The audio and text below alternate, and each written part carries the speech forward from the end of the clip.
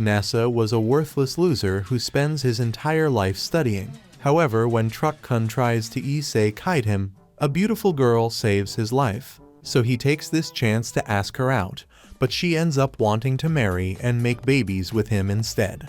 It all started when Nasa's parents took one look at his face and named him after the stars because he looked like Baby Yoda. However, as the years went on, he was constantly mocked because while his name implied that he was destined for greatness, he was actually a worthless failure on everything. He eventually got tired of being a joke and decided to become an astronaut. So he spent years studying so he could pass an exam that would get him into the hardest school in the country. On his way home that night, he continued fueling his delusions until he saw a girl named Tsukasa across the road and felt his heart glitch for the first time. His megamind couldn't understand how one person could be so beautiful, and at that moment, he decided that he wanted to explore her kitty instead of the stars. He started walking over, completely ignoring reality until Truck-kun gave him a brutal lesson about road safety. In seconds, Nasa was on the floor, bleeding out, and realizing that he never even got a chance to explore black holes until he saw her standing over him and wondered why she was also bleeding. At that moment, the truck driver rushed out and seemed to be a lot more concerned for her safety because she had jumped in front of Nasa at the last moment to save him. However, she told him to get an ambulance for Nasa instead, and when he tried to fight through the pain to talk to her, she told him not to bother as he was too injured to move. As she walked off looking like a moon princess, Nasa decided to reject the Grim Reaper's call because he was not about to let this opportunity slide. With the little strength left in his body, he got up and told the truck driver not to worry about him, while his head was gushing blood like a water fountain. As the truck driver watched in shock, Nasa dragged himself across the snow to find the girl and eventually saw her at a bus stop. After he walked in and thanked her, she made him sit beside her and cleaned the blood while he obsessed over how good she smelled. She then commended him for pushing himself so hard, but said he still had to go to the hospital. After telling him to wait for the ambulance, she walked out. Nasa immediately tried to stop her, but he suddenly collapsed, and Tsukasa explained that his body was shutting down from all the blood loss. She started walking away again, but this obsessed virgin still got up and stopped her, recalling the story of a moon princess who got separated from her love. He said he couldn't let her go without confessing his feelings. Naturally, she was shocked to hear a bleeding simp confess love for someone he just met. But after listening to him, she said they could only get together if he agreed to marry her. Ignoring the glaring red flags, Nasa immediately agreed to this and passed out right after. By the time he woke up, weeks had passed, and Tsukasa was nowhere to be seen. So Nasa spent his time recovering and couldn't sit for the exams. He wrote it the following year and passed with flying colors. But then he rejected countless school offers from schools across the country and started working service jobs, hoping to see Tsukasa again. It has been a couple of years since then, and Nasa now lives by himself to get away from his parents' constant nagging. One night, while looking through the money he made by working numerous jobs, he hears someone at the door and freezes in shock when he sees the love of his life standing in front of him. Tsukasa enters the apartment, and Nasa rushes to make her a cup of tea, while freaking out because it's his first time having a girl over. When he finally joins her at the table, she gives him a marriage form, and he almost ruptures her eardrums while screaming. She then reminds him of the promise he made, and says she can take it back if he doesn't want to. But he immediately grabs it and says he was just caught off guard. Like every sensible adult, he wonders if this is some sort of scam, but due to a lack of common sense, he gladly signs everything. So she takes him down to the marriage registration office to make it official. After completing the process, the registration officer gives Nasa a complimentary wedding plant. While staring at it, Nasa still can't believe that he's now married to Tsukasa, until she asks him to hold her hand. He blushes and slowly takes her hand, only to increase his grip as he gets shocked by how soft she feels. When she tells him to relax, he panics and apologizes for losing control, but she takes his hand again and reminds him that he technically has a right to grab any part he wants. Later, she asks if he has 2 futons, and after he says no, she tells him to wait and leaves. At that moment, it finally dawns on him that married couples sleep together, and he completely loses it at the thought of spending the night with her. Minutes later, he gets home and struggles to believe that he will really be spending the night with the girl of his dreams. After deciding to entertain the thought of it, he recalls that his bed is for 1 person, and starts calculating how wide they both are to see if it's even possible. Eventually, he decides that the best option is to order a new bed in case he gets lucky enough to rearrange her insides, but after seeing that he can't get it delivered tonight, he curses Jeff Bezos for not creating instant delivery. He then tries to figure out what sleeping position would be best for Tsukasa, and just as he practices the perfect spooning position to grab her plots, Yeah, boy. she walks in and says she will definitely not get into that position with him. Embarrassed, NASA asks how she got in, so she says he didn't lock the door, and she didn't want to wake the neighbors by ringing his bell so late at night. After he asks where she even went in the first place, she shows him her stuff, which causes him to realize that she might actually be serious about spending the night with him. Still, he decides to make sure it's true and offers to make her tea before using that opportunity to ask if her folks are cool with her being at a guy's place so late at night. When she says she doesn't actually have a place to stay, he wonders if she got her stuff from the subway, but chooses to ignore that because this means that she is actually spending the night. When she asks about the bed situation, he offers to stay on the cold floor so she can use the bed, but she refuses, saying she wouldn't want him to fall sick. After she suggests going to a hotel instead, he wonders why such a beauty wants to marry a washed-up genius who completely discarded his dreams for some kitty. He then asks her about it, but she flips the question and asks why he easily agreed to marry her.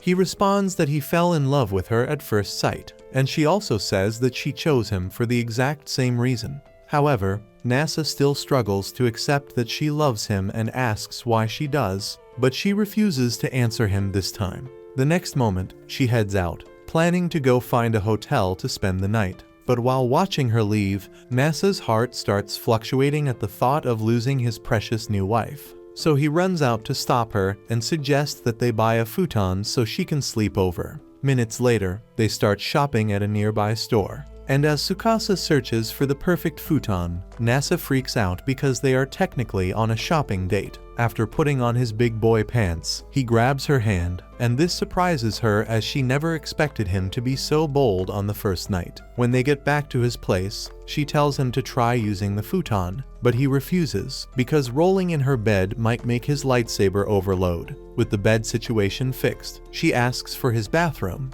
and he shamefully explains that he uses a bathhouse nearby because his cashier salary can't afford a better place. Left with no other choice, they head to a convenience store to get everything she needs, and she also uses that opportunity to get cleaned. On returning to his place, she decides to get changed in the kitchen and shuts the door. But despite this, NASA gets bricked from looking at her shadow and fears that he might not be able to keep his demons in check. When she finally comes out, he also decides to change, but she says he doesn't have to leave. NASA immediately refuses, saying he would be embarrassed if she saw his shrimp, and heads into the kitchen to change. After changing, he sees that she tied her hair into buns and gets charged up again because she looks even better than usual. Minutes later, they both tuck in for the night, and after NASA expresses how glad he is that they actually got married, they say their goodnights. However, while Tsukasa easily sleeps off, NASA struggles to even close his eyes because he can't get enough of how good she looks.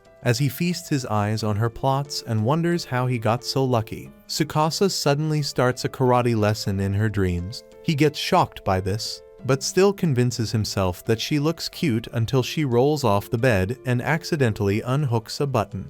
Concerned, he decides to cover her up with a blanket, but after standing over her, he freezes as all his intrusive thoughts flood in at once. After getting her back in place, he considers stealing his first kiss, but decides that it would be better when she is awake, so he gets back into bed. All of a sudden, she gets up and walks to the kitchen to drink some water before coming back and standing over him like a possessed witch. The next moment, she falls on him and grabs his blanket before falling back asleep, leaving him to suffer the brutal cold. By morning, she wakes up and gets confused seeing two blankets covering her, as well as her hair being undone. NASA watches this, thinking she is being cute, but then she starts taking off her plot armor, so he reminds her that she is not alone.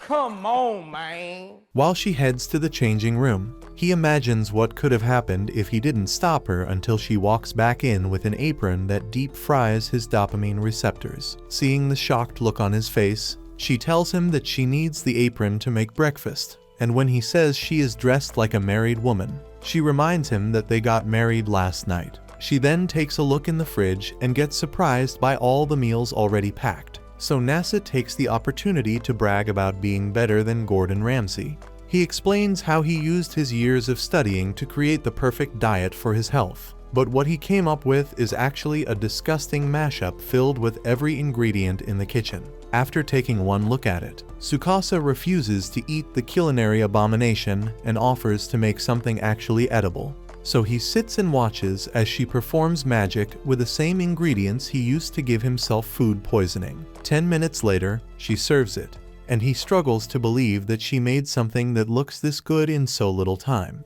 After eating, NASA recalls that he didn't even take a bath last night and suggests that they head to the bathhouse together. Before that, Tsukasa takes him to the store to get bath and skin care supplies, and this causes him to realize that her glowing skin and silky hair took a lot of work. Minutes later, they reach the bathhouse, and after seeing that large sign inviting dirty brokies, Tsukasa asks why they are so bold about it. After NASA says it helps get customers, a weird-looking chick named Koname spots them and tells NASA that she never expected to see him with a baddie because he spent his entire life mastering algebra while his mates were perfecting the art of giving back shots. He tries to stop her from being so dirty with her insults, but she continues roasting him until Tsukasa asks who she is. After NASA introduces them, Koname notices how close they seem to be and asks if NASA finally convinced someone to date him, but he casually says they are actually married. Koname almost passes out from shock, but after getting herself together, she congratulates them but tells him to keep it secret from a certain someone before offering them a free bath. As Tsukasa walks in, she holds NASA back and says the gift is only for the hottie before admitting that she expected his magnum to eventually wither away because he has never looked at a chick romantically before. She then asks how beautiful the proposal and marriage ceremony were. But NASA says that such things are an unnecessary hassle to hide the fact that he is too broke to afford a ring. Koname then tells him to fix that broke boy mindset and get a fat ring for Tsukasa because only losers get married without a grand celebration. She further says that it's the only way to prove that he really loves Tsukasa. But this triggers NASA, so he loudly professes his love for her. Just then, she walks out and says it's embarrassing to hear her husband telling the world that he is in love. So NASA apologizes for letting his thoughts slip out.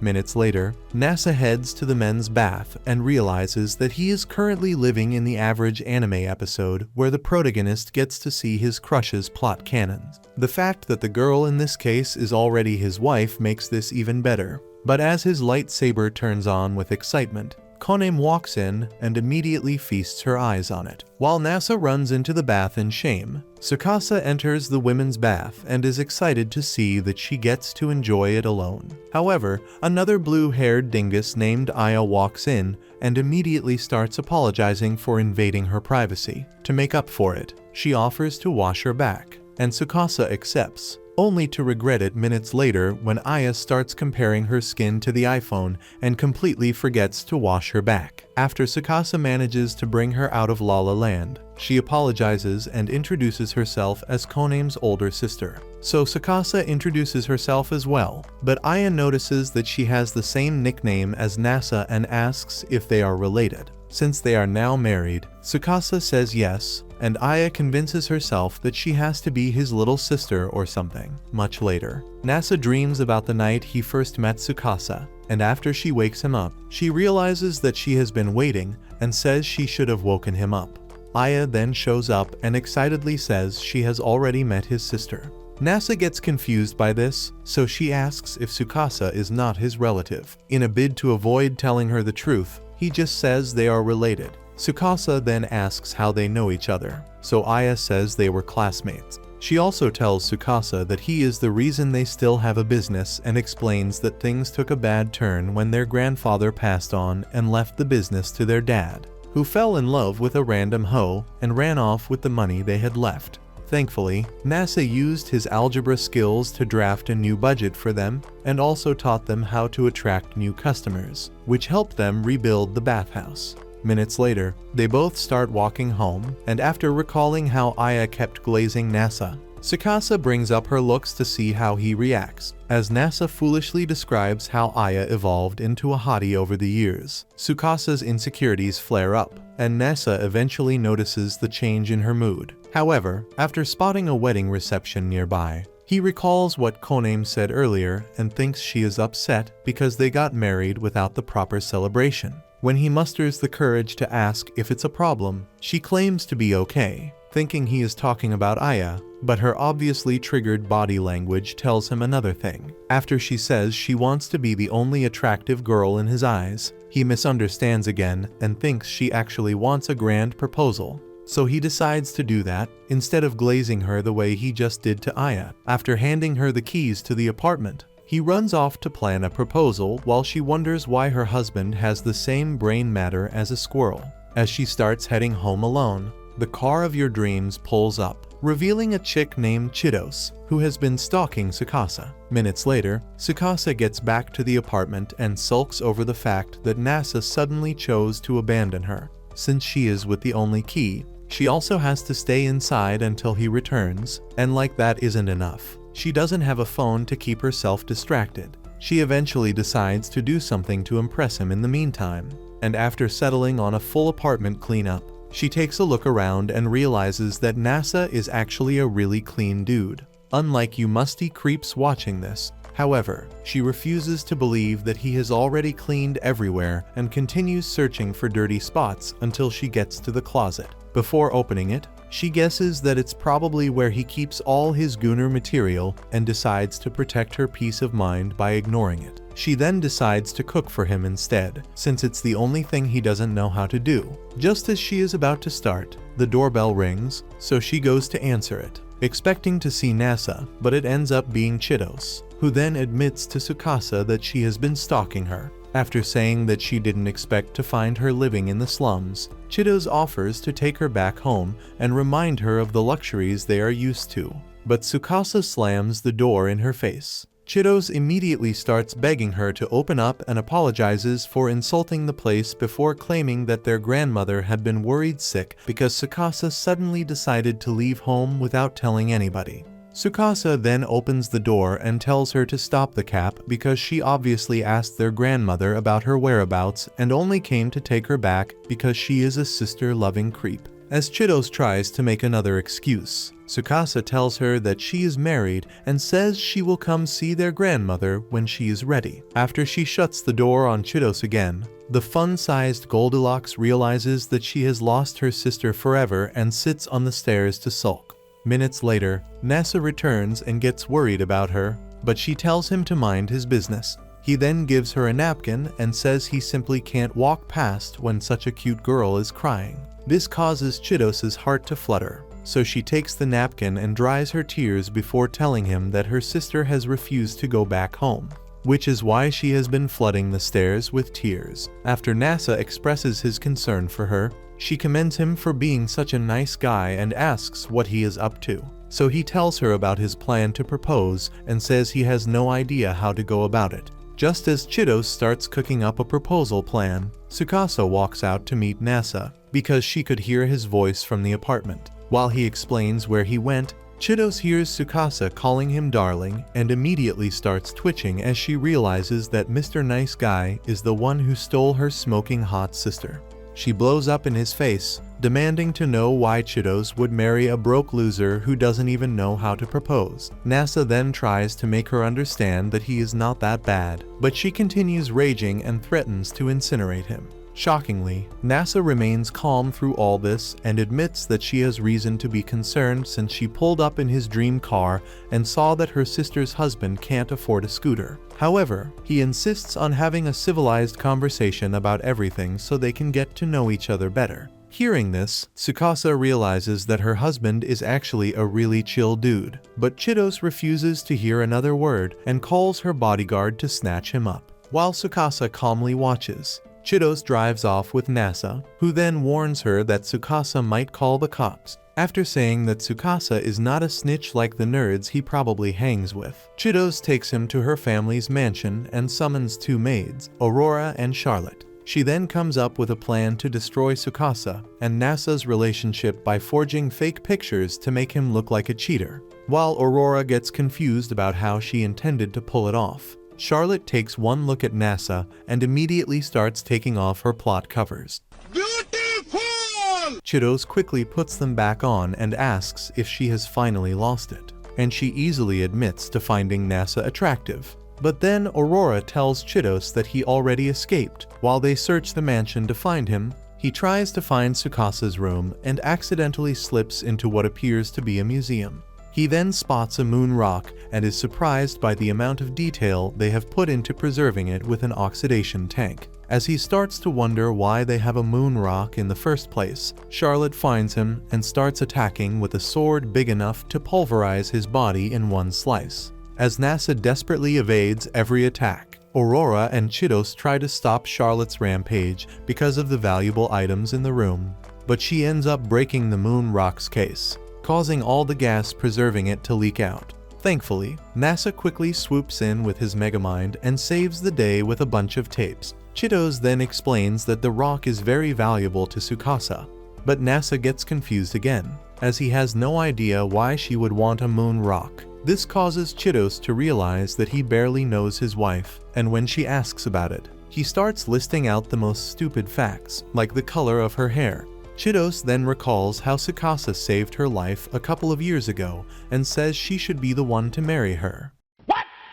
Not this clueless brokey. The next moment, Charlotte stuffs his face into her milk jugs, and Aurora immediately takes multiple pictures before uploading them to a computer and creating photoshops that traumatize NASA. After he asks why she is working as a maid despite having enough skills to be in the Secret Service, Tsukasa shows up and takes one of the pictures. NASA immediately explains that they are trying to frame him, but Chitos insists that they have to break up because he can't keep it in his pants. After giving it some thought, Tsukasa takes NASA outside to talk and says she already knows what her family is capable of. She then takes him to a secret exit, and as they make their escape, NASA wonders what else he doesn't know about her. When they arrive in an old church, NASA takes the opportunity to finally propose and seals it with their first kiss. The next day, Tsukasa realizes that her favorite show will be on soon, so she tells NASA to turn on the television, only to recall that she hasn't seen a single flat screen since she first moved in.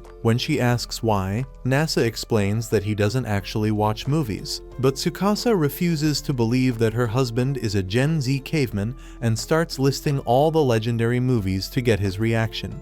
To her greatest surprise, he doesn't even know what the Marvel Universe is or what a lightsaber looks like, so she decides to get a television and show him the beauty of movies. While she explains how good it will feel to watch a movie with him, Charlotte and Aurora try to resume their operation to split the married couple. But Chitos tells them not to even think about it because Tsukasa will send them to the other side if they interrupt her movie. By then, Tsukasa and NASA have just entered the electronics store, and as he tries to find the best television money can buy, Tsukasa tells him to get the most affordable one because she just needs a screen to watch her shows. Later on, they get to the bathhouse to clean up, and NASA uses that opportunity to tell Kaname about this proposal. She then asks about the ring he gave Tsukasa, expecting to hear that he bought the biggest diamond in all of Japan, but NASA says he has never seen a ring as important. Pissed, Kaname asks how a genius can be so stupid at the same time, and decides to give him a detailed lecture about emptying his bank balance to prove that he is a worthy husband.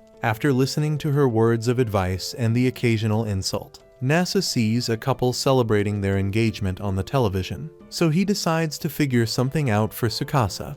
On the way home, he tells her that he has to clock in for an afternoon shift, so she suggests spending some time at the park before he leaves. Minutes later, they both sit in awkward silence and stare at the water until Nasa gets worried that she might be upset about him leaving her all alone. To make her feel better, he suddenly takes her hand and locks lips, while Aurora and Charlotte watch from behind the bushes and decide not to interrupt. After the kiss, Tsukasa admits to being shocked that Nasa can be so aggressive, so he plays it cool to hide the fact that he just busted a fat one in his pants. Afterwards, they both return home, but after getting ready for work, Nasa worries that he might not see her when he gets back. But Tsukasa promises to wait as long as he gets back on time. Much later, Nasa takes a break from working to think about Tsukasa and how she probably feels lonely without him. He also starts to feel lonely being away for so long, and wonders how they can both always be reminded of each other in situations like this. Then he finally realizes that this is why a ring is so important, because she will always remember him anytime she stares at the fat diamond. On his way home, he recalls how he spent years searching for her and realizes that Konem was right about him being stupid because he hasn't done anything to make Tsukasa feel special. After finally getting back home and seeing that she had already made dinner, he tells her about his plan to get an engagement, but she is surprised to hear this and says it's pointless to get one since they are already married. She further explains that the rings they need are wedding rings, but Nasa gets confused and asks what the difference is. After she tells him what the difference is, he remains obsessed with getting one, so she reminds him that he barely manages to cover the rent with his cashier's salary, which obviously means a diamond ring is way out of his budget. Despite all this, Nasa still argues that he can easily get her ring finger iced out, so Tsukasa decides to show him just how expensive rings are. The next day, she takes him to the best jewelers in the city, and after taking one look at the price tag, Nasa asks if it comes as a pair. The attendant then explains that he has to pay double for 2 rings, causing him to realize that a single purchase will put him in generational debt. When he asks why they cost so much,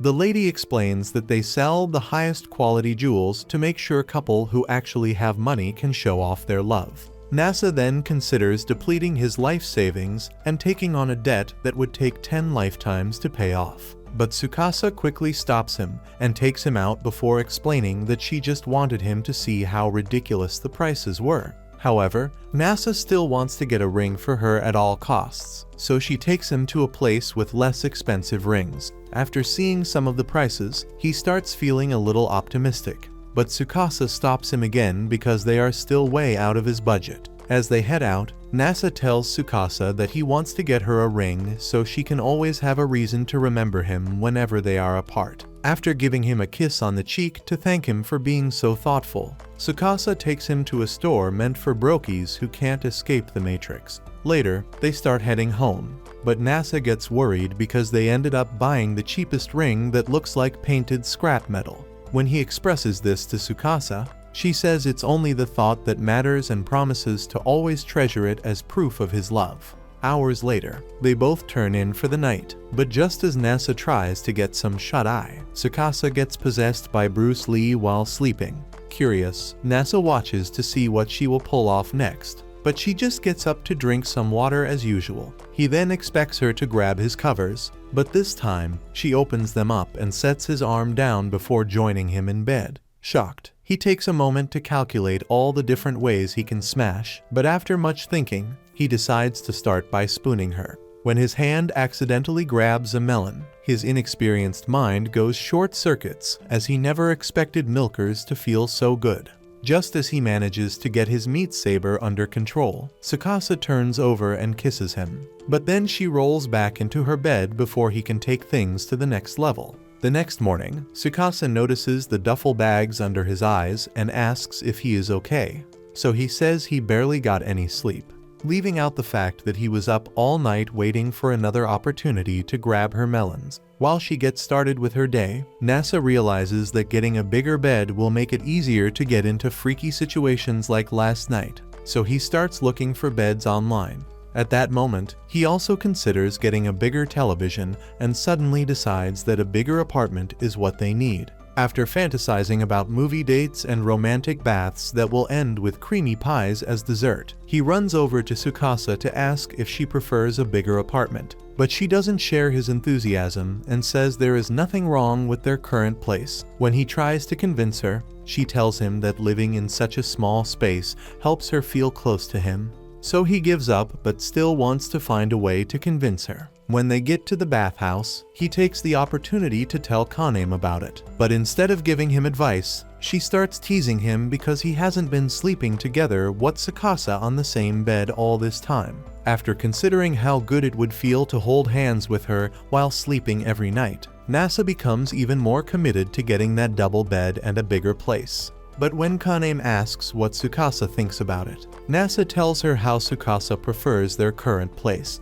Kaname then calls him a lucky man because she would have kicked him to the curb if he tried to marry her while living in that wood shack he calls an apartment. Afterwards, he meets up with Tsukasa and takes a moment to create a new plan to convince her of the benefits of having a bigger place. Using her love for movies, he explains how good a new place would be for movie night and actually manages to convince her. However, while walking home, he realizes that they have a new problem to deal with. He can't get a new place without approval from a real adult. And since he hasn't told his parents about his marriage, getting that approval won't be as easy as he expected. After getting back home, he steps out to call his mom and finally tells her about his marriage to Tsukasa before assuring her that it's nothing to worry about because she is the girl who saved him from Truck Kun. As soon as he hangs up, Tsukasa, who had been eavesdropping, asks what he told his mom about her, so he also assures him that it was nothing to be bothered about since she has been the girl of his dreams since that night he first saw her. Despite this, Tsukasa remains concerned that his mom might not like her and reminds him that they would need to meet his parents eventually. The next day, Nasa also gets worried about taking Tsukasa to see his parents because he literally threw his life away to find her. Just then, his mom calls and has apparently figured out that he only called her because they need a guarantor for a bigger place. After Tsukasa says his mom must be related to Sherlock Holmes, she tells Tsukasa to forget about getting a new place until he brings Tsukasa to see them. Naturally, they both got worried, but Nasa also realizes that they can use this as a honeymoon. While he continues thinking about it, Aurora and Charlotte decide to report back to Chitos. When Tsukasa suddenly suggests getting a camera to get pictures from the trip for a photo album, Nasa agrees to head down to the local store to get one. Afterwards, Nasa tests it out by taking a couple of pictures of Tsukasa by a lake and realizes that his purpose in life is to capture all the right angles for her. The next day, they board a bus heading to Kyoto, and as they start taking pictures, Chitos and her maids tail them in a car. While Tsukasa makes herself comfortable, Nasa struggles with a seat but decides to put up with it to avoid troubling his precious wife. Meanwhile, Chitos, who can't understand why they are taking a bus instead of tramway, remains committed to destroying their relationship at all costs. Minutes later, Tsukasa and Nasa continue teasing each other in the bus. So Charlotte and Aurora ask Chitos why she wants to split such a cute couple. This causes her to get pissed at both of them, and after telling them to shut up, she insists that a retired nerd like Nasa has no business with someone as hot as Tsukasa. When they ask for the plan she cooked up to split them up, she says it won't be necessary because newlyweds typically split up during their honeymoon trip. Much later, the bus reaches a stop, so Tsukasa and Nasa get off for a break. But just as they are about to enter the mall, Nasa realizes that he left his wallet on the bus. While he runs back to get it, Chitos tells Aurora and Charlotte to watch closely because Tsukasa is definitely going to lose it over such a foolish mistake. However, Tsukasa follows Nasa to the bus and says she wanted to help him look for it, shocking Chitos. Minutes later, Nasa suggests getting a meal from a random restaurant. But Tsukasa refuses and says they have to try something special, like the lime udon she has heard so much about. After Nasa agrees, they both get plates. But after taking her first bite, Tsukasa notes that it tastes like regular noodles with lime. Nasa also tries it and notices the same thing, so it suggests sitting the actual lime to see if there's a difference. Tsukasa reluctantly tries it and gets irritated by the lime's taste.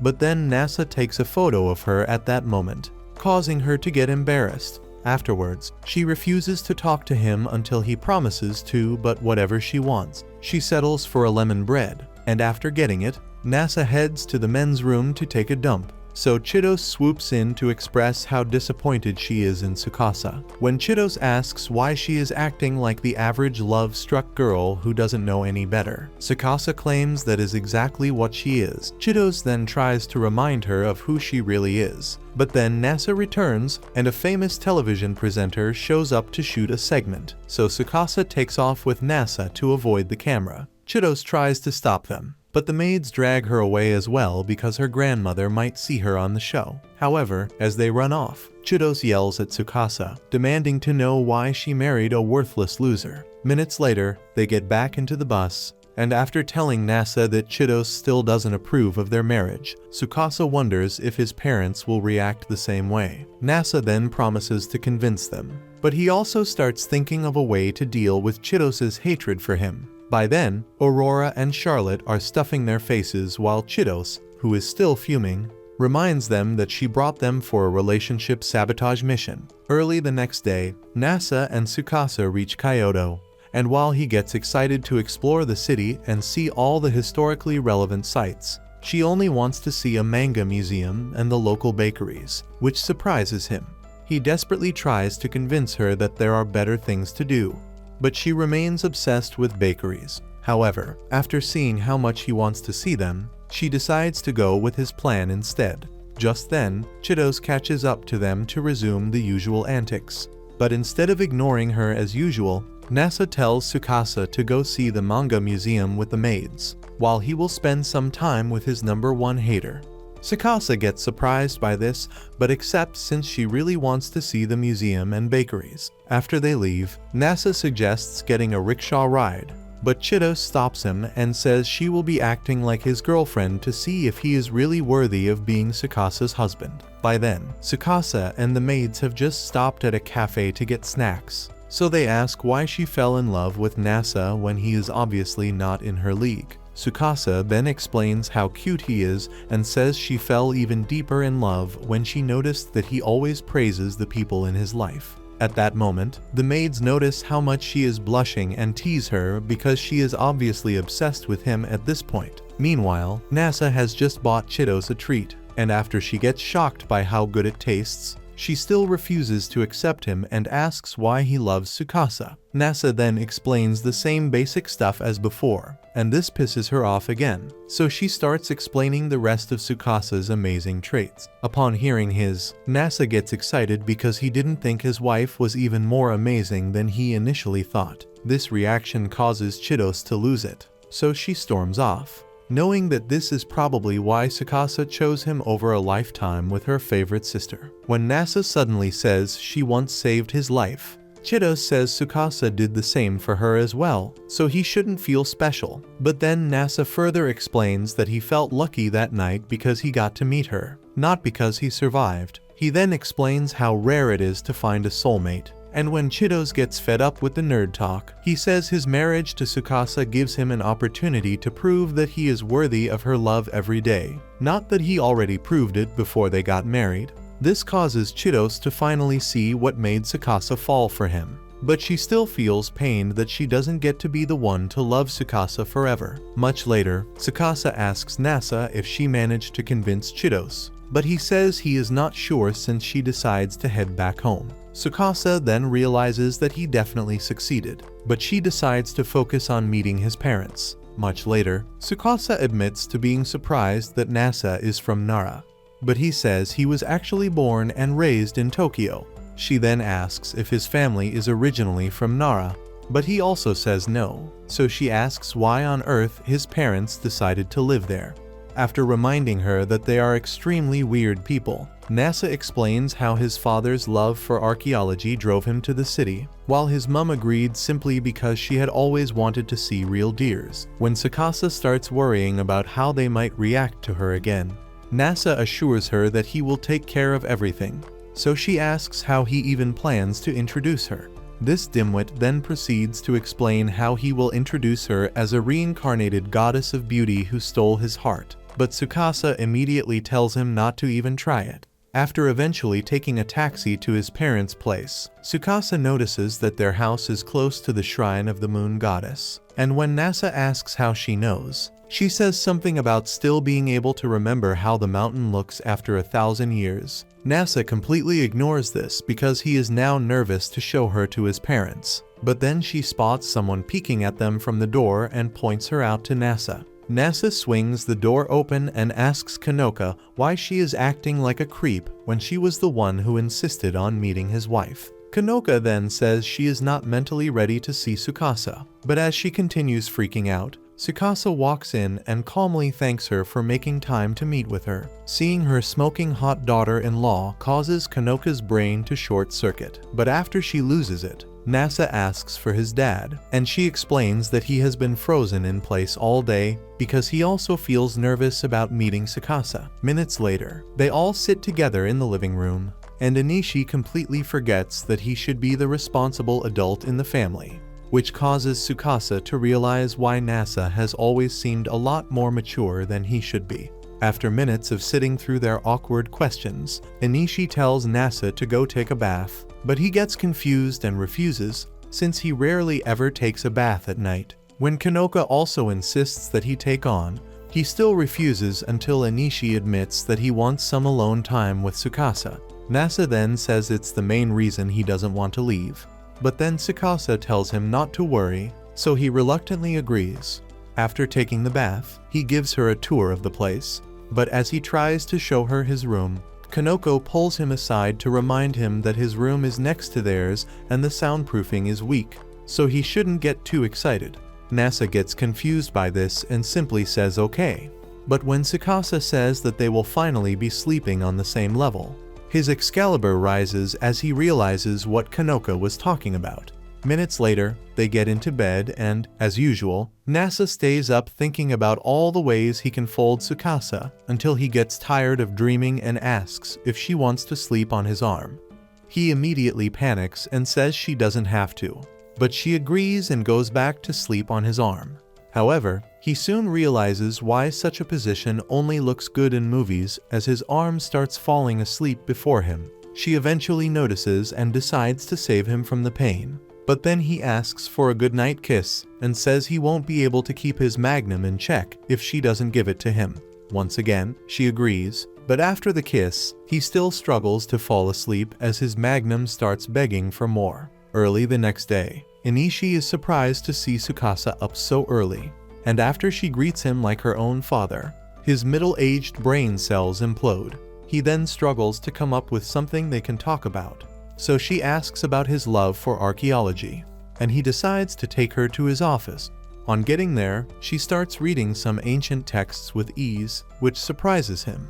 But then Nasa shows up and asks why she is pretending to like history. She immediately stops him from ruining the moment, and says she actually loves it before thanking Anishi for showing it to her and heading out for breakfast. After eating, she tells Nasa that the only way she can enjoy historical sites the way he does is if they take pictures, and after he agrees, they go to see the great Buddha statue.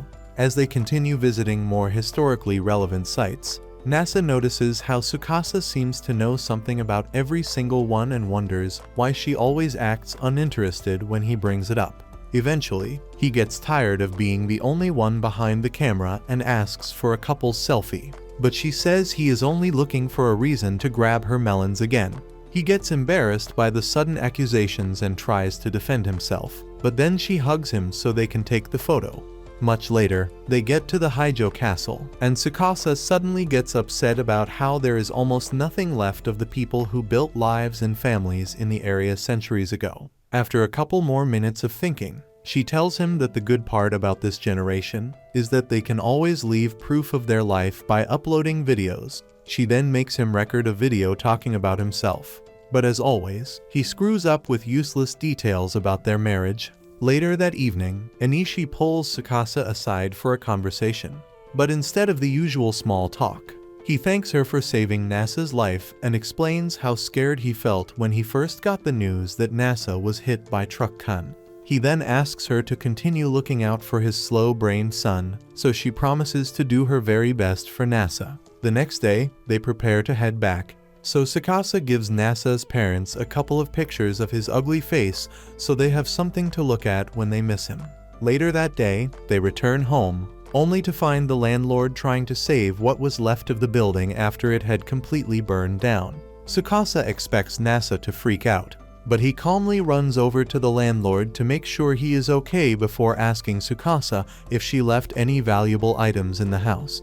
After she says it's all in her suitcase, he asks the landlord for permission to take a look inside and spends a couple of minutes searching before finding the special wedding tree he got to symbolize his marriage to Tsukasa. He then assures her that they have nothing to worry about since he already backed up the important stuff to the cloud while all his valuable items were also packed for the trip, after he suggests heading to the bathhouse to cool off. Tsukasa gets stomach butterflies all over again because she never expected him to be so calm despite just learning that his house went up in smoke. The fact that he also focused on the one thing they left that symbolizes their love causes her to fall deeper in love with him. So she admits it to him for the first time, and he almost passes out from shock.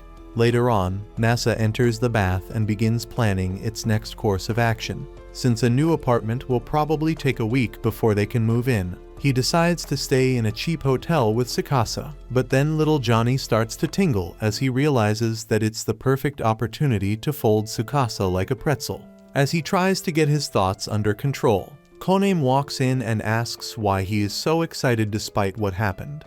But he gets confused and asks why she thinks he is excited. After she points out his supercharged lightsaber, he gets embarrassed and covers everything except the one thing she is still looking at.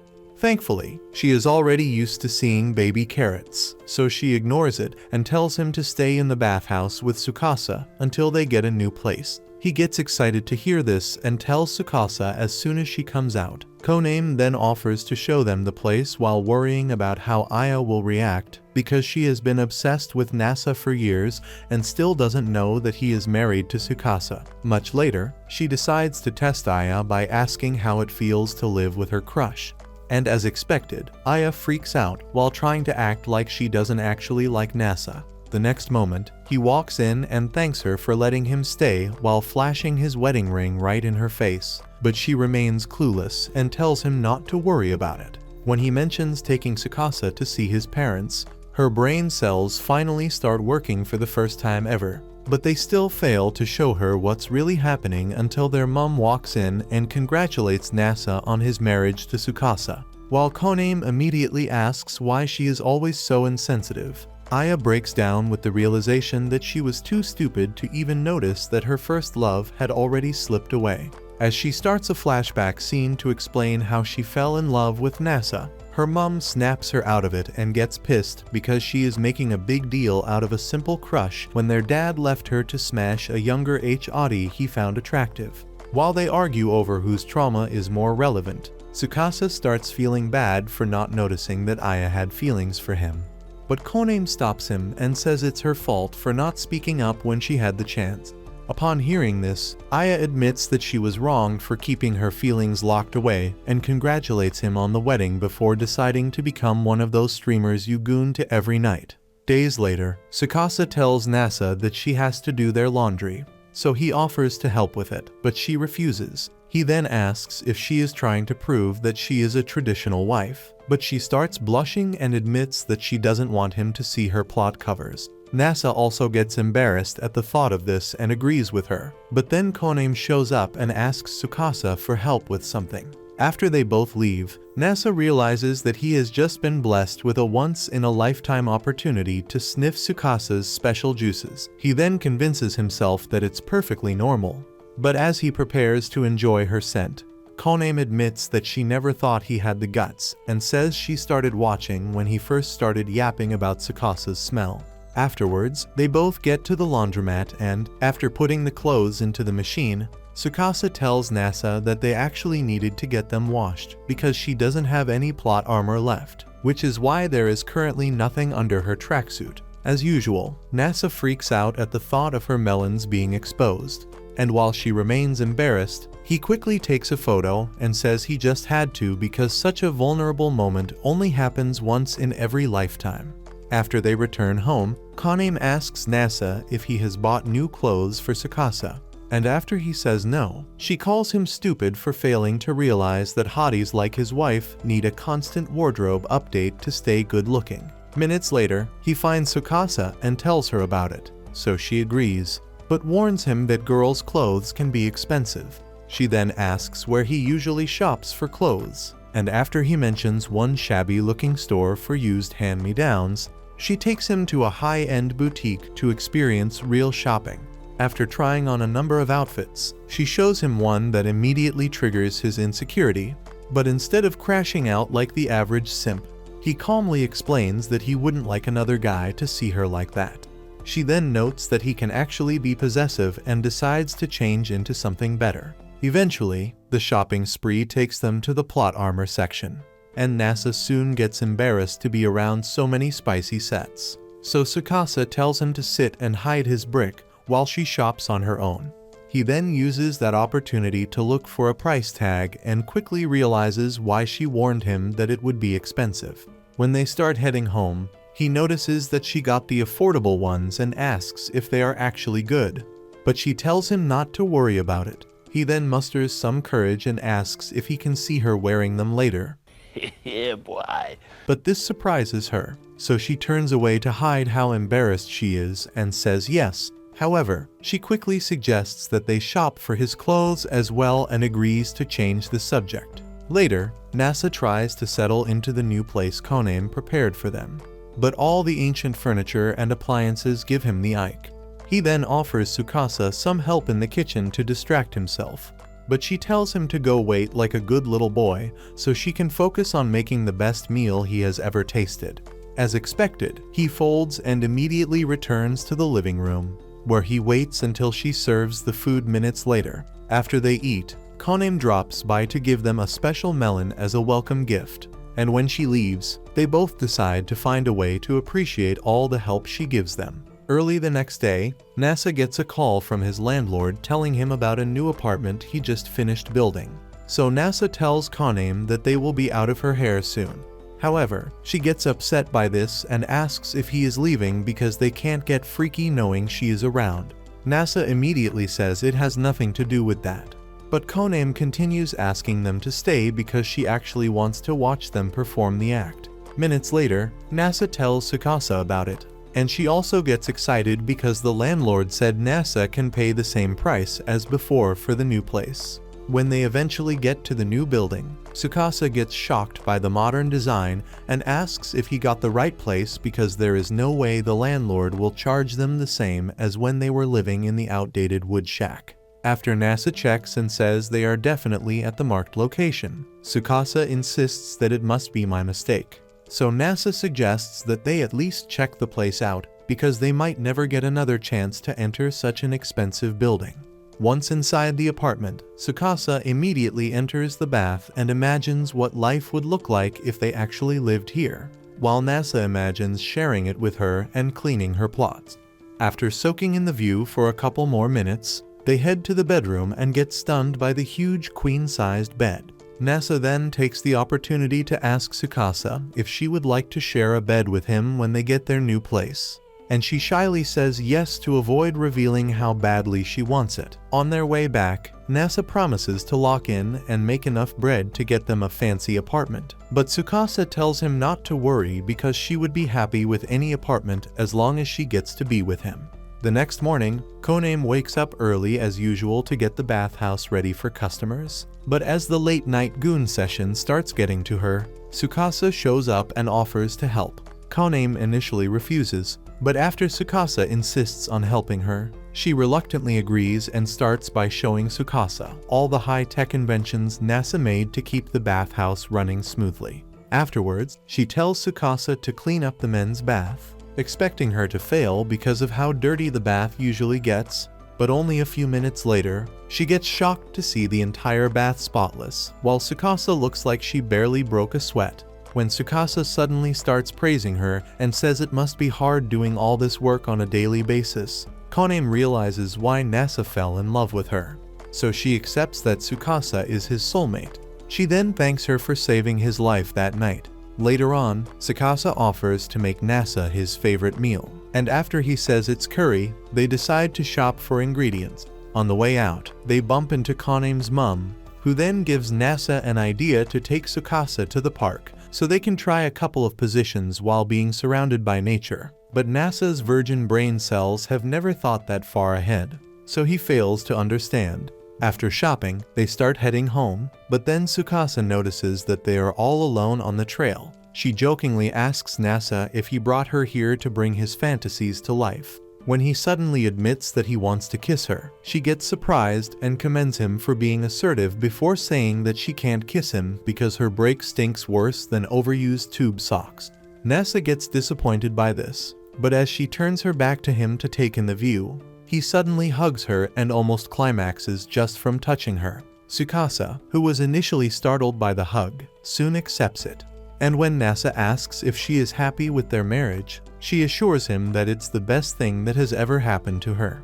Days later, Chitos finds the remnants of the old place and freaks out because she had stopped stalking Tsukasa and had no idea she is now homeless. When the maids tease her about it, she flips out as usual before spotting Tsukasa, who was just about to head home. Minutes later, she continues pestering Tsukasa about her current living condition, but Tsukasa claims they actually moved into the playground. For some reason, Chitos easily believes her and crawls into one of the contraptions to see what it's like, only to realize that Tsukasa already ditched her. Minutes later, Tsukasa returns home and sees Nasa digging through a bunch of old junk, so she joins in.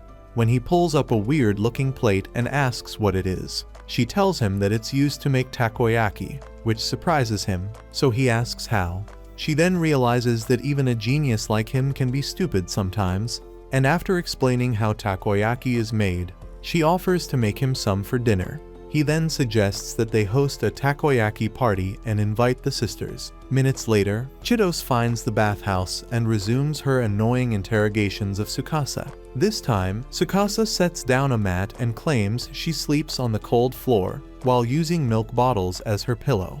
Just as Chitos starts breaking down, Nasa tells Tsukasa to stop messing with her since she knows Chitos was born with half her brain missing. Upon hearing this, Chitos gets sad and begs her for the truth, so Tsukasa explains that they moved into an old building behind the bathhouse. Just then, the maids start yapping about how cool the bathhouse is, so Chitos tells them to can it because they came for something more important. However, Kanem tells them to use the bath because it will be a perfect opportunity for Chitos to cool off before trying to have any kind of discussion with Tsukasa. Minutes later, they get ready for the bath, but Chitos hesitates because she has never tried it before, so Aurora shoves her into the water. Much later, they completely forget what they came for and start heading out.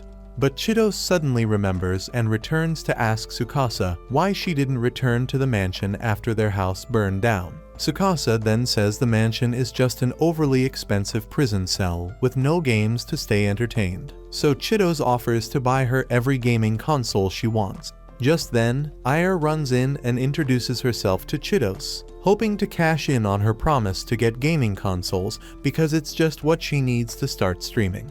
After they all gather at the old house for Tsukasa's takoyaki party, but Aya uses that opportunity to challenge her to a cook-off because she doesn't believe that a trust fund hottie like Tsukasa actually knows her way around the kitchen.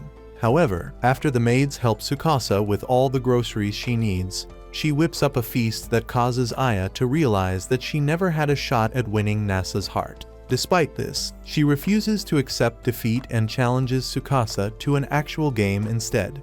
Tsukasa agrees again, but as they all start choosing games, Nasa remains clueless because he spent his young life stacking books in the library while geeks like you were yapping about Call of Duty skins. The girls eventually notice this and ask if he knows any games at all, to which he says only Solitaire and Minesweeper. After mocking him for being the youngest boomer in history, they start the games, and Nasa is easily floored by Tsukasa in the very first round. After Kanem also loses to her, the maids decide to start a tournament to decide who the best gamer is, and the winner gets to make Nasa do anything they want. Aya, Tsukasa, and Chitos join the games again, but Chitos plans to make Nasa dangle his meat saber in front of everyone while doing handstands if she wins. Unfortunately, Aya humiliates her in multiple rounds until she accepts her own incompetence and gives in. As Tsukasa gets ready to take her turn, Chidos tells them that she spent years mastering games back when she was still in the mansion. But despite all the big talk, Aya humiliates her as well. Tsukasa then asks for a rematch with a game of her choice, and Aya agrees, thinking this will also be a walk in the park. However, she gets confused by the weird control, and Tsukasa easily gains the upper hand and wins. Aya also demands a rematch, and after Tsukasa agrees, Nasa and the others realize that it's now a battle between them, not a tournament anymore. As their matches continue, Aya quickly masters the control and ends up in a tie with Tsukasa, who then commends her because she never expected her to learn how to play it so quickly. With the tournament finally over, Tsukasa returns to the kitchen to make more food, and as Nasa joins her to help, Chidos finally decides to give their relationship the peace it deserves. When the maids start teasing her about it, she controls her anger for once and says the most important thing is for Tsukasa to be happy. Much later, Nasa helps Tsukasa with the dishes and takes the opportunity to ask what she would have asked him for if she won the tournament. She then responds with a surprise kiss. Several days later, Nasa gets a call from work about some technical difficulties, and after they explain the problem to him, Tsukasa asks what it's about, but he tells her not to worry about it. However, he also explains that it's something that will take a bit of time to fix, and when she gets concerned and says he is the kind of guy who works until his hands go numb, he laughs it off and says she is just exaggerating. The next moment, he pulls out the ultimate computer setup and starts typing like a professional hacker on coke. Tsukasa watches, thinking it will be over soon since he is typing so fast, but as the hours pass, she realizes that he is fully locked in and continues doing a bunch of chores around the house until he finally stops. When he suddenly starts coughing, she notices that his face is red and says he definitely has a fever. But Nasa insists that it's just work stress. Still unconscious, Tsukasa grabs the thermometer to check his temperature, and as she suspected, he actually caught a fever, and she quickly tucks him into bed with a wet towel on his head. Despite all this, Nasa still tells her not to worry about him until he passes out. Tsukasa then wonders what she can do to make him feel better, and after considering giving him some sloppy top, she changes her mind and decides to take pictures of him instead. Much later, he wakes up, so she tells him all about the unholy things she planned to do while he was asleep. After teasing him for a couple more minutes, she suddenly tells him to strip and gets in the bathroom so she can clean him up. Nasa gets shocked by the sudden demand, but he easily agrees to it. However, after she cleans his back and abs, he realizes that little Johnny is next and says he doesn't want her to go any lower. Come on, man. Tsukasa then insists that she has to clean everything, including his little shrimp, but he refuses and says she would also feel embarrassed if she were in his place. Later, Nasa starts wishing he could fall sick every other day because he has never received this much care from her before. As they start talking about it, he claims he actually never falls sick, but Tsukasa says he is just too slow to know when his body is shutting down. This would explain why he kept following her after Truck-kun literally split his skull open that night. Hours later, they turn in for the night, and when Tsukasa suddenly takes Nasa's hand, he gets surprised since she rarely ever initiates contact. She then hugs him and says she is happy that he feels better, but then Nasa turns over and thanks her for caring for him with a kiss. As the kiss progresses into something else, Tsukasa stops him from taking things to the next level and says he still has to rest so the fever won't come back. The next day, Konan tells Tsukasa to get a yukata befitting a married woman for the festival happening that night. So Tsukasa goes out to shop and also gets one for Nasa. As they both decide to try it on, Nasa asks for a sneak peek and gets blown away by how good Tsukasa looks. He then tries to resume what he started in bed last night, but she pushes him away and says they need to get to the festival on time. Much later, they return home to prepare for the festival, and Nasa spends the entire time taking as many pictures of her as possible. When they finally get to the festival, Tsukasa immediately tracks down Takoyaki, and after eating, they run into Kanem and Aya, who are currently running a goldfish catching stand to raise money for local businesses. When Tsukasa says that she is actually an expert at catching goldfish, Nasa decides to prove himself as a man by doing the same, but he ends up humiliating himself the entire time. Afterwards, they stop by at a shrine to offer prayers, and Tsukasa mostly prays for a successful marriage with Nasa since they are both inexperienced lovebirds figuring life out together. She then tells Nasa that she actually worries about his health a lot because he puts a lot of energy into helping the people around him and pays little to no attention to himself. This causes Nasa to get emotional, so he gives her a hug and thanks her for always being an amazing wife. Tsukasa then reveals that she also prayed he would live a long life so they could share more loving moments together. After this, they meet up with the rest of the gang to enjoy the festival together, and Nasa takes the opportunity to tell them that he took a bunch of embarrassing pictures of Tsukasa along with the good ones, just to tease her. As they all decide to enjoy watching the fireworks together, Nasa secretly prays that he will continue experiencing moments like these with Tsukasa, because his life has felt like a dream since they got married. Will Nasa ever figure out how Tsukasa survived the accident with no injuries and how she knows about stuff from over a millennium ago? Comments part 2 to find out, and don't forget to turn on post notifications after subscribing to make sure you never miss any of our videos.